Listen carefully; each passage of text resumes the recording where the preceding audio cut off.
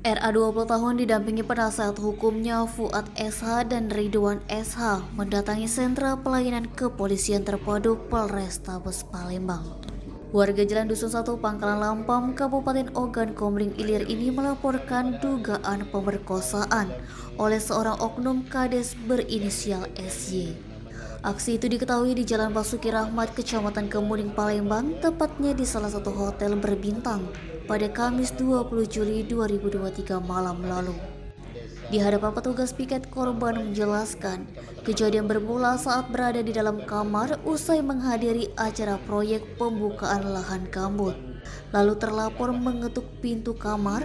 Tiba-tiba saja terlapor langsung mengambil kunci pintu dan mencabut kunci hingga dengan keadaan gelap. Dengan cepat terlapor menggendong tubuh dengan tangan dan langsung mencabuli kliennya. Aksi tersebut sempat dilakukan perlawanan, namun tubuh pelaku lebih besar dan kuat terpaksa menyerah. Fuad mengatakan kliennya ini merupakan bendahara proyek dan saat itu menjadi peserta dalam pelatihan karhutla.